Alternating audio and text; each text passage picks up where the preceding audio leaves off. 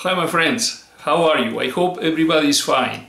My name is Daniel Villarino. Welcome to my YouTube channel. Some subscribers, particularly the Spanish-speaking ones, asked me if I could make a video about the Skew Chisel. First of all, I want to make clear that I am no expert with the Skew Chisel. There are people around who have much more knowledge and experience than I do, so I recommend you that you check their videos for the use and see practical demonstrations about it. Now, the issue is that there are not many videos of those that are in Spanish. So I decided to do a video in Spanish about the Skew Chisel, actually a series of 2 videos. And because I always do the videos in the 2 languages, I decided to do them also in English. But if you have any doubts about what I am presenting here, please go and check with these people. And I am going to put in the description several links to very excellent videos about how to sharpen, how to use them, techniques, how to avoid the catches, etc. In any case, what I did is to look at many of these videos and try to compile information and present it in a couple of videos. In the first one, which is this one, what I'm going to do is to present some definitions, talk about angles, different types of skew chisels, and at the end I'm going to show how I sharpen the skew chisel, because I've been showing how to sharpen ball gouges, but you know, this is a different tool. It's a different method for sharpening, at least the way I do it, which is the same way that many turners do it, but I will show how to do this, okay? And in the second video, with a little bit of luck, I'm going to try to show some techniques on the use of the Skew Chisel. And again, you know, if you have any doubts about how I am using it, or if you don't think I am doing it in the right way, please go and check other videos, because I know there are a lot of people there that, you know, have much more experience in the use of this tool. I have used it in the past, sometimes with great results. It's a tool that provides excellent results in the spindle work, but also I have some really bad catches, and you know, I respect the tool a lot. In the first part of this video, I'm going to make a presentation, and what I want to show in the first image that you can see here, you are looking at the Skew Chisel from 3 different points of view. The first one is looking at the sharp edge of the tool, like in this case. That's the top part of the chart there. The second one is looking at it from this side, so you can see the profile of the edge like that. And the third one is looking at it from this smaller face, like this one, so you can see the angle of the sharp edge. That's the one on the bottom right. Now, about the definitions, the sharp edge is obvious. You can see it there marked in red. And then there are 2 points in the Skew Chisel. When you look at it, you will see that one point, when you consider this side and the sharp edge, is an angle that is less than 90 degrees. And then when you consider this side and the sharp edge, it is an angle that is more than 90 degrees. So the angle that is smaller than 90 degrees forms a point here, which normally is known as the toe or the point of the Skew Chisel. And the other one, on the one that has the angle larger than 90 degrees, is normally known as the heel of the Skew Chisel. So if you look at a shoe, you know, the wider part is the heel, the point is the toe. Well, that's more or less the same idea with the Skew Chisel here, okay? Now, the other thing that is important is the profile. And the profile is the part that is grinded when you apply it against the grinding wheel. And in this case, I painted it in blue, so that you can take a look there. It is also in this one is not painted. but basically are those faces. Those two are known as the profile of the tool.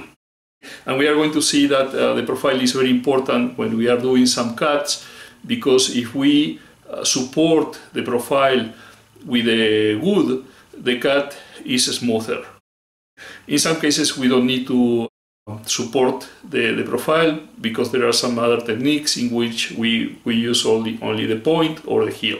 Regarding the different type of tools, well, I have these two that you can see here.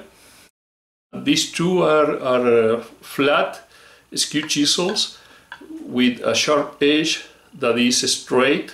This one is 1 inch and this one is half an inch. And there are some that have a curved edge, a slight curvature on the edge. People say that way they avoid having so many catches. And there is a third model that is known as the Allen laser edge, because basically it has a part in which the edge is perpendicular to this part of the tool, okay, to this part. It has a straight part, and then it begins the curve. And some turners swear that this one is one of the best. I don't know, I never use it, but you can check videos from Allen Laser and some other people that use this skew chisel, and they do it very well.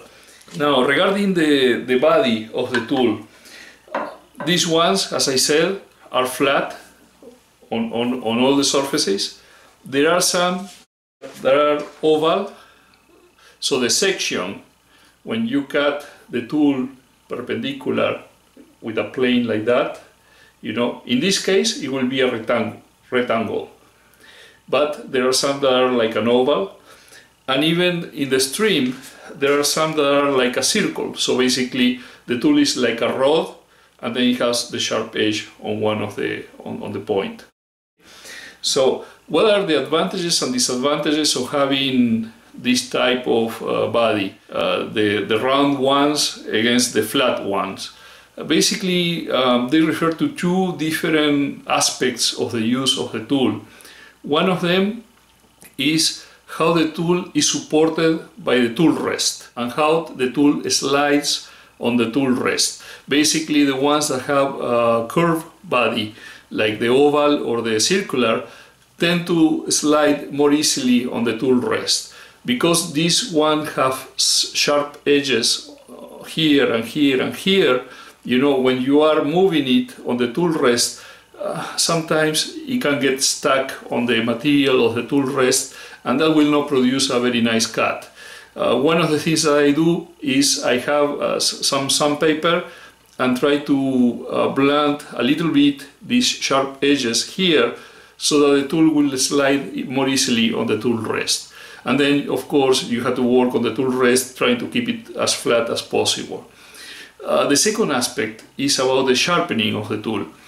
And for the sharpening, from my point of view, the ones that have a flat body are much easier to sharpen, because the way I do it is I support them on the support of the jig, and then I slide it from one side to the other against the grinding wheel. Now, in the case of the flat ones, it's always in the same position, okay? While in the case of the round ones, like the oval or the circular, sometimes, you know, it's difficult to get with the right position to get the sharp edge always in the same place, and that may make more difficult to sharpen the tool. So the sharpening is one of the issues as well. I don't have many skew chisels, I only have these two, and the two are flat, so basically those are the ones I use. Now, talking about the angles, which is the right angle for the profile? Well, there is not a unique answer, really. There are angles that are as small as 25 degrees, and that particular ones are normally used for softer woods, because the softer woods normally have the fibers more loose, and to have a smaller angle produces a cutting action similar to a knife, you know, slicing through the fibers, and produce a better surface. Now, what happens if you try to use one of these smaller angles in a harder wood? The edge will get blunt much easier and much faster. So basically you will have to sharpen the tool much more often. And that's the reason why for harder woods they normally use angles that are bigger, like almost 60 degrees sometimes. The problem with bigger angles is that sometimes it's difficult to do some of the cuts. If you don't have many skew chisels, like in my case, I would recommend you to use an angle that is somewhere in the middle. In my particular case, let me see if I have the protractor here, I can show you. The angle for the two skew chisels I have is 39 degrees, which is basically sort of in the middle of the range. Some people recommend that this distance from the sharp edge to the bottom of the profile has to be 1.5 times this width here. The other angle that is important is the angle that is formed between the perpendicular line to the body, so this line here, and the sharp edge of the tool. And as you can see in the chart, basically if that angle is 0, it's not a skew chisel, it's just a normal square chisel. Now if the angle is bigger than 0, like 10 degrees, then it's a skew chisel. And the variation depends. You know, most of them come in 30 degrees, but a lot of people use them with the smaller angles to try to match the angle of the skew chisel to the angles of the dovetails in the jaws for their chucks, which normally are around 10 degrees or sometimes 15 degrees. In my case, I have them at 15 degrees because that worked pretty well with my chucks, but there are angles from 10 degrees to 30 degrees, sometimes even bigger ones. Most common one is normally 30 degrees. So basically that's the information I wanted to present with this presentation. If you have any questions, please post them down below in the comment section. And now what I'm going to do is go to the sharpening part of the demonstration. Okay, to sharpen the skew chisel we are going to use this platform. And we can move the position of the platform in one direction or the other in such a way that when we support the body of the skew chisel there, the profile will touch the grinding wheel. Okay? And if you look at the platform, I have made these lines here that are 75 degrees and these two here that are 75 degrees. Those are going to give me a reference, so when I am moving the skew chisel from side to side, I can keep these lines parallel to these two, and that way I am sure that the angle that is formed between the perpendicular to the body of the skew chisel and the sharp edge is 15 degrees, because 75 plus 15 is 90. And the same when I do it from the other side.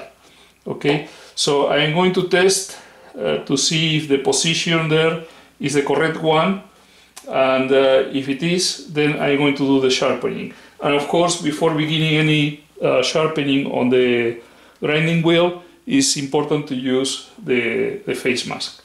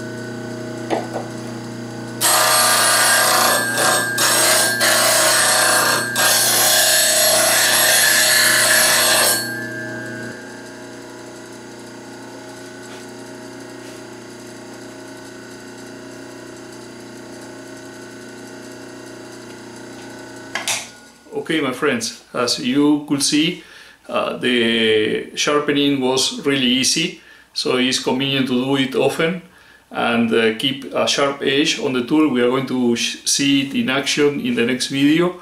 I hope you enjoyed this one. If that's the case, mark the like button down below, make comments also down there. Any questions that you have, you can put them there. And if you haven't subscribed yet to my channel, please do so. That way, every time I upload a new video, you are going to receive a notification. And it will be until the next one. Cheers!